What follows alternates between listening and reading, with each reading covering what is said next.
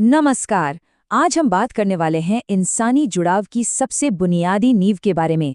हम हर दिन, हर पल सूचनाओं का आदान प्रदान करते हैं, पर क्या कभी इस बात पर गौर किया गया है कि ये पूरी प्रक्रिया काम कैसे करती है? आज की इस चर्चा में हम कम्युनिकेशन के सटीक तंत्र और उन बारीकियों को समझेंगे जो ये तय करती हैं कि हमारी बात दूसरों तक कितनी कुशलता से पहुंच पाती है।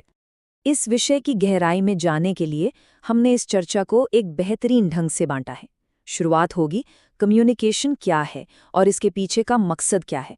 फिर हम समझेंगे कम्युनिकेशन साइकिल और प्रभावी बातचीत के लिए 7 C's फ्रेमवर्क। उसके बाद हम उन बाधाओं या बैरियर्स पर बात करेंगे जो स्पष्ट संचार को रोकते हैं। और हाँ, आखिर में हम मिलकर एक छोटा सा रियल वर्ल्ड असेसमेंट भी करेंगे। तो चलिए, बिना किसी देरी के सीधे गोता लगाते हैं और शुरू करते हैं हमारे पहले विषय से। आखिर ये कम्युनिकेशन है क्या? सच बताएं तो जब भी कम्युनिकेशन शब्द सुनने में आता है तो सबसे पहले बोलने या लिखने का ही ख्याल आता है ना? लेकिन इसकी असली कहानी थोड़ी अलग है। असल में ये शब्द एक लैटिन शब्द कम्युनिकेयर से निकला है। इसका सीधा सा मतलब होता है शेयर करना, यानी शेयर करना।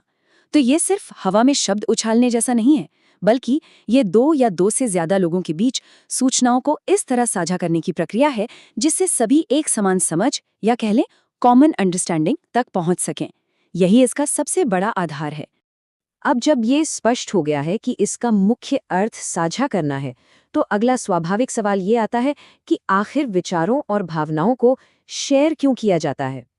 देखा जाए तो मुख्य रूप से 3 बड़े उद्देश्यों के लिए बातचीत की जाती है। पहला है इन्फॉर्म करना, यानी सूचित करना, जैसे किसी को मीटिंग का वक्त बताना। ये बिल्कुल सीधे तथ्यों का आदान प्रदान है। दूसरा मकसद होता है इन्फ्लुएंस करना या प्रभावित करना।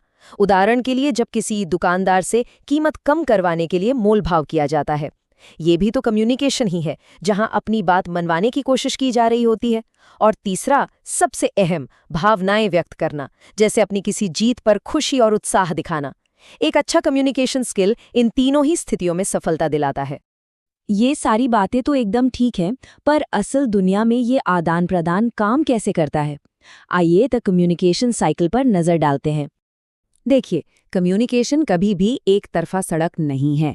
ये हमेशा एक 2 वे प्रोसेस होता है, जानकारी देने और जानकारी प्राप्त करने का एक निरंतर चक्र। जब बोला या लिखा जाता है तो जानकारी दी जा रही होती है, लेकिन इस साइकिल को पूरा करने के लिए इसका दूसरा हिस्सा उतना ही जरूरी है, यानी जानकारी प्राप्त करना, जो पढ़ने या सुनने के जरिए होता है। सीधी सी बात है, अगर कोई बोल रहा है पर दूसरा सुन ही नहीं रहा, तो वो कम्युनिकेशन कहाँ हुआ? वो तो बस शोर है। तो अब सवाल ये उठता है कि इस 2 वे प्रोसेस को प्रोफेशनल और सच में असरदार कैसे बनाया जाए। इसके लिए एक बहुत ही शानदार और प्रैक्टिकल टूल किट मौजूद है।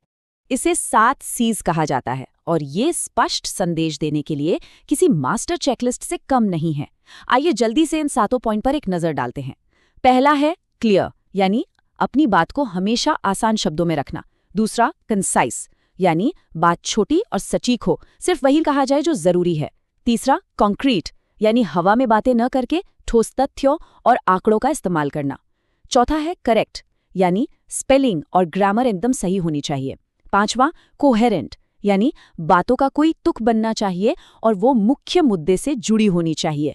छठा कंप्लीट, मतलब मैसेज अधूरा ना हो, सारी जरूरी जानकारी उसमें हो। और आखिरी 7वां है कर्टियस, यानी व्यवहार हमेशा विनम्र, सम्मानजनक और सच्चा हो। अगर इन 7 का पालन किया जाए तो मैसेज के गलत समझे जाने का कोई चांस ही नहीं बचता। खैर, असल दुनिया में हमेशा सब कुछ इतना परफेक्ट नहीं होता। कई बार सोच या नजरिए की वजह से बातचीत में रुकावटें आती हैं। इन्हीं रुकावटों को हम बैरियर्स कहते हैं। ये रुकावटें आमतौर पर 8 तरह की हो सकती हैं। भाषा, विजुअल परसेप्शन, यानी चीजें कैसी दिखती हैं, पुराने अनुभव, पूर्वाग्रह, भावनाएं, आसपास का माहौल, व्यक्तिगत कारक जैसे डर, और आखिर में संस्कृति या कल्चर।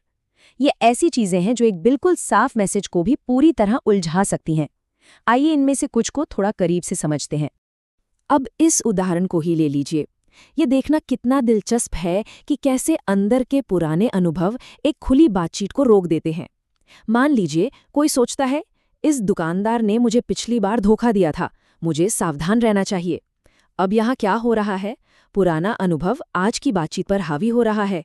इंसान पहले से ही थोड़ा डिफेंसिव हो जाता है, जिससे वहाँ एक खुला और सच्चा संवाद हो ही नहीं पाता।